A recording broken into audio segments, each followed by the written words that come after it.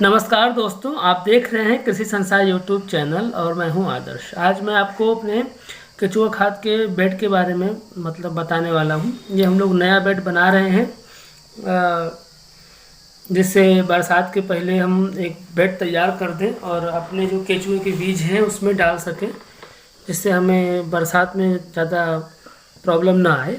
तो ये जो गोबर आप देख रहे हैं इकट्ठा किया गया है, यह पुराना गोबर है, यानी इसकी मीथेन गैस निकाली जा चुकी है। इसको पानी डाल के ठंडा किया जाता है। हमारे पास उतनी सुविधाएं अभी नहीं है कि हम उसको मीथेन उसकी निकाल सकें, तो हम लोग उसको पानी डाल के मीथेन निकालते हैं। और ये तैयार है, ये पूरा बेड तैयार है, इसकी खाद तैयार है। आप इसको जो अभी स्क्रीन पर देख रहे हैं इसमें से हम लोगों ने कुछ खाद उतार केचुआ निकाला हुआ है और इसको अभी पैक करना बाकी है। इसको हटा करके हम लोग पैक करेंगे और इसी तरह से चलता रहा तो अच्छा खासा हम लोग एक खाद तैयार कर लेंगे अपनी। वर्मी कंपोस्ट में दोस्तों आप कुछ भी डाल सकते हो, जैसे अपना केचुए का खाद तैयार करने के लिए केले का पौधा हो गया जो खेती के अपशिष्ट हैं, या धान का हो गया, भूसी हो गया, पुआल हो गया, कुछ जो अपघटित होने वाले सब पदार्थ हैं उसको आप इसमें डाल सकते हैं। और ये हम लोगों ने अभी एक नया बेड बनाया है, उसके ऊपर से हम ये केचुआ का बीज डाल रहे हैं जो आप ब्लैक कलर का देख रहे हैं। बनी बनाई खाद है, कुछ केचुआ मिक्स है इसमें। और इसके ऊपर हम लोग जब डालते हैं तो केचुआ अपने आप उसको, ये केचुए का बीज डाला जा रहा है, इसमें केचुआ है और ये बनी बनाई कुछ खाद है। 95% 80% खाद बनी बनाई रहती है, उसी को हम लोग डाल देते हैं। और ये नए बेड पर देखिए गोबर है पुराना, उसके ऊपर हम लोग ये नया अपना केचुआ डालते जा रहे हैं। और ये बोरे पे जो रखा हुआ है ये तैयार हुई खाद है, इसमें केचुए के बीज हैं, इसको हम लोग उस पर डाल रहे हैं।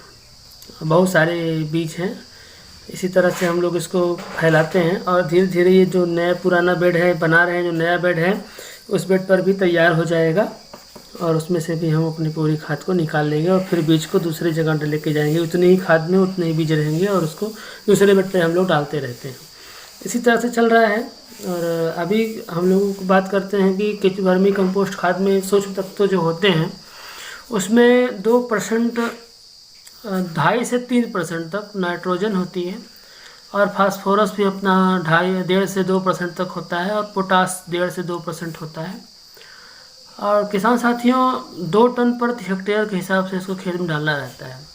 प्लस साथ में और बहुत सारे सूक्ष्म पोषक तत्व होते हैं जो हमारी मृदा को मजबूत बनाते हैं, यानी मिट्टी को मजबूत बनाते हैं और खेत के उपजाऊपन को भी बना के रखते हैं। बहुत फ़ायदेमंद चीज़ है। तो ये सब चीज़ें हैं। अच्छा, केचुआ खाद की एक खास बात ये भी है कि वह केचुआ खाद आपको अभी देखिए बीज में आप देखिए किस तरह से केचुए हैं। स्क्रीन पर आप देख रहे हैं जो ये बीज है, इसमें बहुत सारे ऐसे केचुए हैं जो चल रहे हैं।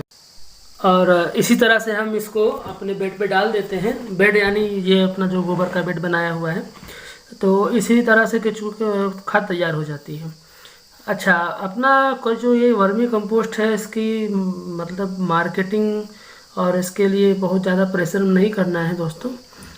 एक बार जो किसान इसको लेके जाएगा और अपने यहाँ पे यूज करेगा तो वह दोबारा इसकी अपने आप डिमांड करेगा या खुद बनाने के लिए इसको सोचेगा, अगर उसको लगता है कि महंगा है तो आजकल धीरे धीरे ऑर्गेनिक की तरफ हमारा देश जा रहा है। हम लोग खुद ऑर्गेनिक की तरफ जा रहे हैं और हमको खुद चाहते हैं कि हम ऑर्गेनिक चीज़ें खाएं।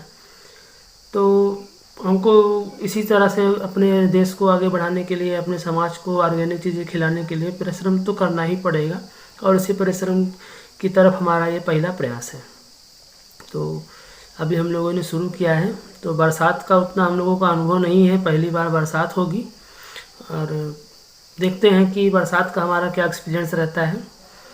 और ये बरसात को मद्देनज़र देखते हुए ही तिरपाल पन्नी की व्यवस्था भी कर करके हम लोग किस तरह से सेट कर रहे हैं कि इस बरसात में अगर हम लोग अपना जो इरादा है उसमें सक्सेस हो जाते हैं तो बरसात के हिसाब से फिर हम अगली बार उसको और अच्छे तरीके से करेंगे। या फिर बरसात में अगर हम सक्सेस होते हैं तो फिर हमें बरसात में क्या करना रहेगा ये किसान साथियों को हम बताएंगे। पहले हम खुद प्रैक्टिकल करते हैं, फिर उसके बाद दूसरों के पास इसको बताने का प्रयास करेंगे। ये आप देख रहे हैं ना, पुराना जो हमने ठंडा किया है वो गोबर है, उसके ऊपर हम ये बीज यानी नई खाद जो बनी बनाई थोड़ी खाद है उसमें केचुए की भरपूर मात्रा है वो हम डालते जा रहे हैं। केचुआ दोस्तों अपने आप कुछ दिन में ज़्यादा हो जाता है। अगर आप पर्याप्त केचुआ डाल देते हैं तो 1 से 1.5 महीने के अंदर अच्छी खाद बनकर तैयार हो जाती है। वैसे 40 दिन ही लगता है। और अगर आप थोड़ा कम केचुआ डाल रहे हैं, अभी हमारे पास उतनी उपलब्धता नहीं है, तो हम लोगों के पास कम है थोड़ा सा, तो हम लोग उतना नहीं डाल पा रहे हैं। अभी देखिए हाथ में बच्चे ने लिया है, ये रहा। इसी तरह से हम बीज डाल रहे हैं, जो 1 महीने के अंदर अंदर लगभग पूरे बेड में पूरी तरह से भरमार हो जाएगी केचुओं की। अब बरसात में इसका क्या रिस्पांस रहता है, ये देखने वाली बात रहेगी। और ये थोड़ा पुआल उसको ढकने के लिए, ढकना इसलिए रहता है कि धूप सीधी ना पड़े। फिर भी धूप पड़ती है तो प्रॉब्लम आती है। और इसके ऊपर बोरे डाल दिए जाएंगे, नहीं तो नहीं डालेंगे, जैसा मौसम रहेगा। मौसम के हिसाब से ये हम लोग काम करते हैं। तो अभी इस पर पानी छिड़कने का काम चालू है। ये पानी डाला जाएगा कि जिससे नमी पर्याप्त मात्रा में हो जाए और फिर केचुओं को परेशानी ना रहे। पानी डालने के बाद इसको हम लोग थोड़ी देर के लिए छोड़ देंगे, केचुए अंदर जाने के तक की से बात रहेगी। और केचुओं को अंदर जाने के बाद इसको हम बोरे से पूरी तरह से पैक कर देंगे। इस तरह से हम लोग अपना बेड तैयार करते हैं। और चल रहा है तो हम लोग बना भी रहे हैं। अभी अपना बेड तैयार करके सब कुछ कर रहे हैं। थोड़ा बीज हम लोगों ने संरक्षित भी कर लिया है बरसात को देखते हुए कि छाँव में, जहाँ पे हमारे पास सुविधा है तो थोड़ा सा बीज हम वहाँ पे रख लिए हैं। बीज यानी केचुआ थोड़ा रख लिए हैं।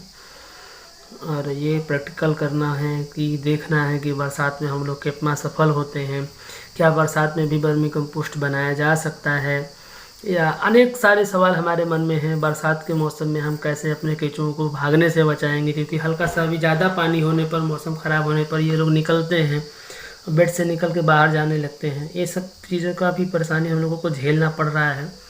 एक बार बीच में हल्की सी बौछार हुई थी तो बहुत सारे केचुए निकल गए थे बेड से। इन सब चीज़ों का ध्यान में रखते हुए हम लोग अपना तैयारी कर रहे हैं इस चीज़ की और बना रहे हैं। और देखते हैं कि ये बरसात में हमारा क्या अनुभव रहता है। और अगर कोई किसान साथी जानता है कि बरसात में वर्मी कैसे हम लोग रेडी कर सकते हैं और बनाते हैं, किस तरह से हम इस पर काम कर सकते हैं, तो वो हम लोगों को ज़रूर कमेंट बॉक्स में बताएं और सजेस्ट करें कि हमें और अच्छी तरह से क्या करना चाहिए।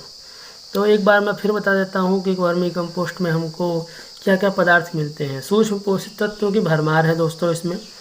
अरे जो खास अपना सूक्ष्म तत्व है वो है नाइट्रोजन, फास्फोरस और पोटास। तो इसमें नाइट्रोजन 2.5 से 3% तक रहता है। फास्फोरस भी अपना 1.5 से 2% रहता है। और पोटास भी 1.5 से 2% रहता है। कृषि वैज्ञानिकों की सलाह के हिसाब से अगर माने तो 2 टन प्रति हेक्टेयर, यानी 10 बीघा, यानी हेक्टेयर तो पूरे देश में चलता है, हेक्टेयर मालूम ही होगा। तो हेक्टेयर 2 टन प्रति हेक्टेयर के हिसाब से हमें खेत में डालना रहता है। ये जो दोस्तों आप देख रहे हैं, अभी हम लोग इसमें से मीथेन निकाल रहे हैं।